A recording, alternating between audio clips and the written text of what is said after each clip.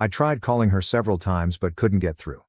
I eventually asked the babysitter to clarify what was going on, and she informed me that Meredith had reportedly hired her to remain with the kids for a week, day and night. This made me even more bewildered, as I had no understanding what was going on. I let the babysitter handle the kids while I tried to phone Meredith and her parents, but neither of them answered.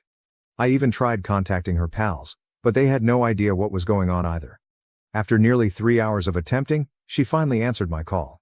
I instantly placed her on blast because her behavior was so irregular, and I felt entitled to an explanation.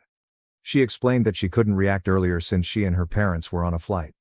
They had decided to take a family trip to Miami, so none of them could return my calls. She didn't think she needed to elaborate anymore. I had to ask her why she had left me and the kids behind to travel to Miami with her parents without first addressing it with me. I already knew she planned to stay for a week because the babysitter had told me. When I began questioning her, she did not take it well. Instead, she told me that I had no business referring to her in that manner because she had done everything in her power to secure her family's happiness. She felt it was time for her to do something for her parents as well. I attempted to tell her that I didn't mind her doing things for her parents, but the fact that she didn't think it was necessary to discuss it with me first worried me. That had been the situation for the previous year. She had never contacted me before making important financial decisions. She simply cut me off harshly, saying she needed and deserved a break, and hung up. I tried contacting her several more times, but she did not answer. That was the final straw for me. I had tolerated her conduct for a long time, but I couldn't take it anymore. I immediately made a couple calls to block her credit cards. Her personal card was the only one that continued to work. After confirming the cards were blocked, I began receiving phone calls and messages from her, but I turned off all notifications. I then called a buddy, who connected me with his divorce lawyer. I explained the scenario to the lawyer and requested him to begin drafting divorce papers for me right away because I'd had enough. 2 days later, Meredith returned home. When I answered the door, she instantly apologized for her actions. She claimed she had no idea how hurt I would feel. She claimed she took the next available aircraft back home as soon as she realized the enormity of her error. She claimed that she would have returned earlier, but storms had canceled all flights, forcing her and her parents to wait. Now that she was back, she stated she was willing to discuss and tell her side of the story so that we could work things out. It was too late, however. My lawyer had already delivered the divorce papers to me for signature the night before. I tossed the papers at her and told her she had to deal with them because I was done with her. While she was still reading the papers, I shut the door. A few seconds later, she began shouting at me, knocking on the door, and imploring me to open it. She continued saying that I could not do this to her. It hurt a lot to see her like that, but I honestly couldn't handle it any longer. Fortunately, our children did not have to witness their mother's emotional breakdown, nor did they have to see me ignore her. I'd sent them to stay with my parents for a few days, expecting that something like this would happen. Meredith continued to knock on the door for nearly 15 minutes before giving up and leaving, likely to return to her parents. She has been attempting to chat to me for the past week. I've muted her everywhere. I haven't blocked her because we still have the kids to think about, and even if I do, I'll have to unblock her someday, so it seems pointless. Out of curiosity, I read a few of her messages. It has been a mixed bag. Most of the time, she apologizes profusely, not just for the most recent episode, but for everything that has occurred. She has promised to attempt to curb her costs and be more responsible with our finances. However, her texts occasionally take on a different tone. She accuses me of being ruthless and says I can't waste 13 years of our relationship and a decade of marriage on this. She says that if I want to work things out, I must want to do so with her. She recently wrote me a message in which she acknowledged that I was upset with her, which was understandable, but reminded me that we have 2 children together and must consider their well-being. She accused me of being overly egoistic, stating I was only concerned with myself and my wrath, not the children. She went on to say that most people try to work through such issues before filing for divorce.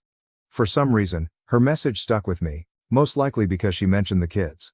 Now I'm re-evaluating the entire scenario. I'm beginning to worry if I'm being too hard on her.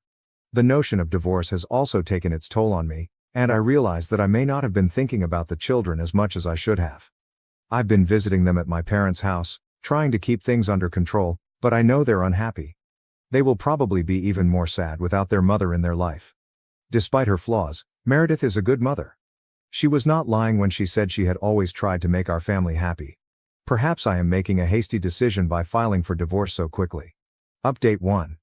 Hey, after reading the comments, I realized there are some topics I still need to talk with my wife before making such a big decision. Not just those in the comments, but also my friends and family, agree that chatting with her could be good. So, yesterday, I decided to contact her and offer to meet her for lunch and discuss. We opted to keep the kids out of it, despite the fact that she missed and wanted to see them. For practical reasons, I didn't think we'd be able to communicate effectively if they were present. I did, however, tell her that she was welcome to visit my parents whenever she wished. When we eventually met, it seemed weird at first. Then she went right in and started apologizing for everything. She stated her point of view and informed me that she thought I was always being frugal with money instead of simply trying to enjoy our life. She conceded, however, that she did have an issue with overspending and had been in denial about it for so long. She saw herself as the ideal wife and refused to accept that this was a problem she needed to resolve. She also said that because of my job, she often worried that I wouldn't be able to spend enough time with my family or at home. In some strange manner, she was simply trying to keep herself occupied since she was really lonely. That was something we'd discussed previously. As a high school teacher, her hours were relatively short, yet she spent the majority of her time at home each day. She didn't have many pals because her former friends were either busy during the week or spent weekends with their family. She expressed her desire to spend time with us because weekends were the only time I could be with the family. Because of this, she hasn't been able to form any significant connections in the 10 years after we married and had children. Whatever friendships she had before had begun to grow apart, and she now only saw those friends on occasion. She said that she thought that shopping would help her cope with her loneliness and boredom. Retail therapy was the one thing that made her happy. She became preoccupied with remodeling our home, going on shopping sprees, and making big purchases because it gave her something to focus on. For some reason, she felt like she was accomplishing something worthwhile with her time and money. The trouble was that she didn't realize she was beyond regular spending limitations, which is why we had so many conflicts. She really apologized and agreed that she should have told me about it. She found it quite difficult to admit to herself that this was a genuine problem. As she told me this, she began crying, and I realized how lonely she had gotten. It's true that after our marriage and having children, she had little time for herself. I had to admit that a big portion, if not all of this was due to the sacrifices Mom had made for me and our family. When we had our firstborn, she spent less time with her friends and family because someone had to stay at home in the evenings to finish the task. I'd arrive home late, and it was nearly hard for me to divide the tasks or take over responsibility for our infant since I was so fatigued. When we had our second child, she went above and beyond to manage 2 children and the household so that I didn't have any problems. Of course, it was teamwork, but she was still on the team and performed admirably.